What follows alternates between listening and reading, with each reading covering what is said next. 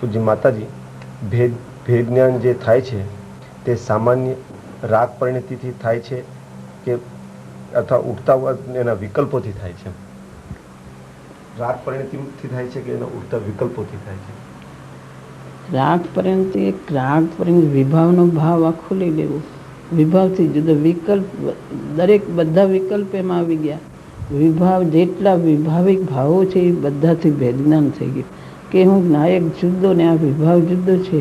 એ વિભાવનો જે સ્વભાવ એનાથી મારો સ્વભાવ જુદો છે, એમ એને ભેદજ્ઞાન થઈ ગયું. હું નાયક છું, આખી એની દિશા પલટાઈ ગઈ, એની દ્રષ્ટિની દિશા જ પલટાઈ ગઈ કે હું નાયક છું અને આ વિભાવ છે.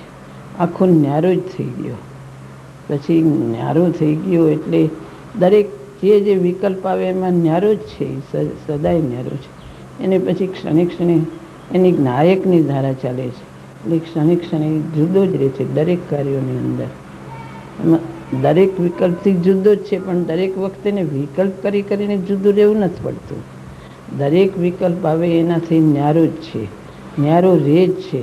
પણ એને બધી વાર વિકલ્પ કરીને દરેકમાં વિકલ્પ કરીને ન્યારો રહેવું નથી પડતું. તો ન્યારો થઈ ગયો. બધા વિભાગ પ્રશસ્તને અપ્રસ્ત દરેક ભાવોથી ન્યારો જ છે. ન્યારો થઈ ગયો, ન્યારાની પરિણતિ ચાલુ થઈ ગઈ, તે ન્યારો જ રહે છે. પછી ગમે તે પ્રસંગમાં ન્યારો જ રહે છે, સહજપણે ન્યારો જ રહે છે, સહજ ન્યારો જ રહે છે. એ પણ એનો સહજ પુરુષાર્થ છે. એ સહજ પુરુષાર્થ છે, દરેકમાં ન્યારો જ રહે છે. આ બધું વિકલ્પ કે રાગ કે જે થતું હોય તે જ વખતે સહજપણે જુદો ને જુદો જ રહેશે. દરેક વખતે જુદો ને જુદો દરેક વખતે રહે છે. એને વખતે જુદો પ્રયત્ન નથી કરવો પડતો. એક લૌકિક તરીકે વૈરાગ આવી ગયો, લૌકિક વૈરાગ આવી ગયો સંસાર ઉપર, તો દરેક કાર્યમાં એને વિકલ્પ કરીને કંઈ વૈરાગ નથી. દરેક પ્રસંગમાં એને વિરક્તિ જ વર્તે છે. એમાં ન્યારો થઈ ગયો, નાયકની ધારા પ્રગટ થઈ ગઈ. તો દરેક ગમે તે વિભાવના વિકલ્પમાં એ તો આ તો યથાર્થ ન્યારો થઈ ગયો છે, ન્યારો જ રહે છે. ને પુરુષાર્થ તો એનો ચાલુ જ છે, પણ એ નાયક ધારાનો પુરુષાર્થ છે. એ ઉદય ધારા અને જ્ઞાન ધારા, એ દરેક ઉદયની વખતે એની જ્ઞાન ધારા ચાલુ છે, એની નાયક ધારા ચાલુ રહે છે. એ અસ્તિત્વ તરીકે એની નાયક ધારા ચાલુ છે, અને નાસ્તિમાં એ બીજાથી જુદો પડે છે. ભેદનાની ધારા ચાલુ છે, એ વિકલ્પ આવે એનાથી એની ન્યારાની પરિણતિ ચાલુ છે ને, એને આ બાજુથી નાયકની ઉગ્રતા જ્ઞાન ધારા ચાલુ છે. એને પુરુષાર્થમાં જ્ઞાનની ધારા છે. જ્ઞાન ધારાનો પુરુષાર્થ એટલે શું? જ્ઞાન ધારા નાયકની પરિણતિ ચાલુ છે. નાયકની પરિણતિ ચાલુ છે. હર સમયે નાયકની પરિણતિ, દરેક સમય નાયકની પરિણતિ ભૂલતો નથી. નાયકની પરિણતિ, નાયક રૂપ વેદન, એની નાયકની જ પરિણતિ ચાલુ છે. એમાં વિકલ્પ સાથે આકુળતામાં એકમેક થતો નથી. ગમે તે ભાવો, ગમે તે ઊંચામાં ઊંચા ભાવો હોય, શુભ ભાવ હોય, ગમે એ હોય, એમાં એકત્વ થતો જ નથી. બહારમાં એને દેખાય, બહુ ઉત્સાહ દેખાય, તો પણ એ કોઈ ભાવોમાં એકત્વ થતો નથી.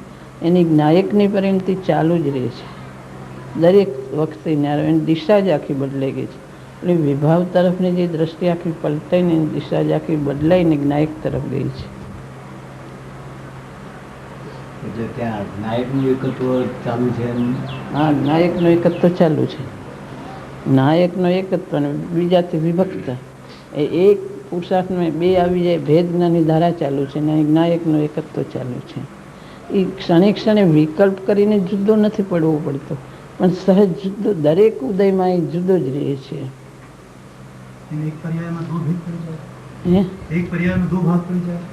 એક પર્યાયમાં બે ભાગ નથી પડતા, પણ એને પોતે અસ્તિત્વ તરફ લ્યો તો નાયકની ધારા છે, આ બાજુ જુઓ તો એને ભેદનાની ધારા છે. એને બે ભાવ જુદા પડે છે.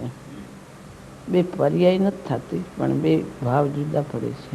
એક પર્યાયમાં બે ભાવ થઈ જાય, એ ભાવ પડે છે. એક અસ્તિત્વ ભેગું નાસ્તિત્વ આવી જ જાય છે. એ અસ્તિત્વ પોતાનું આવ્યું, એમાં નાસ્તિત્વ આવી જાય છે. વિભાવથી વિરક્તિ અને સ્વભાવ તરફની અસ્તિત્વ ગ્રહણ કરી લીધું છે.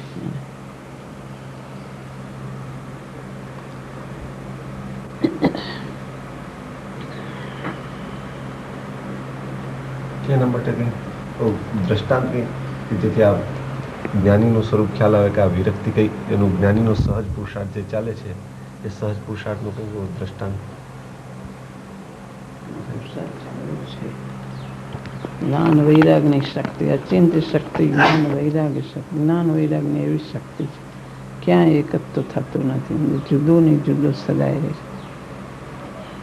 અમારે સદાય ભેદ જ્ઞાનની ભાવના, અવિચ્છિન્ન ધારા ભેદ જ્ઞાન ભાવે છે. એટલે કે અંદરમાં એ અવિચ્છિન્ન ધારા સ્વરૂપમાં ઠરી ન જાય ત્યાં ભેદ જ્ઞાન. એટલે આ બાજુ ભેદ જ્ઞાન લેવાનું, અંતરમાં એ નાયક ધારાની ઉગ્રતા કરતો જાય છે, અહીં લીનતા વધારતો જાય છે.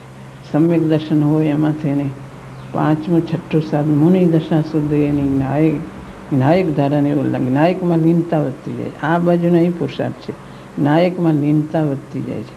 આ બાજુ ભેદ જ્ઞાની ધારા વિકલ્પથી છૂટો પડતો જાય છે. ન્યારો દ્રષ્ટિ અપેક્ષા એ બધી રીતે ન્યારો થઈ ગયો. અને હજી આચરણમાં જે બાકી છે એ પોતે નાયકની જ્ઞાતા ધારાની ઉગ્રતા કરતો જાય છે, લીનતા વધારતો જાય છે અને વિભાવથી છૂટો પડતો જાય છે. એટલો વિભાગ એને કપાતો જાય છે. આ વિભાવથી છૂટો, એનો રસ ઓછો, એને આ જે પ્રત્યાખ્યાન અપ્રત્યાખ્યાન આદિના જે કષાય હોય છે એ છૂટીને સંજ્વળ જેટલા થતા જાય છે એમ અંદર લીનતા વધતી જાય છે. એટલી બધો વિભાવને રસ, સ્થિતિ રસ બધા તૂટતા જાય છે.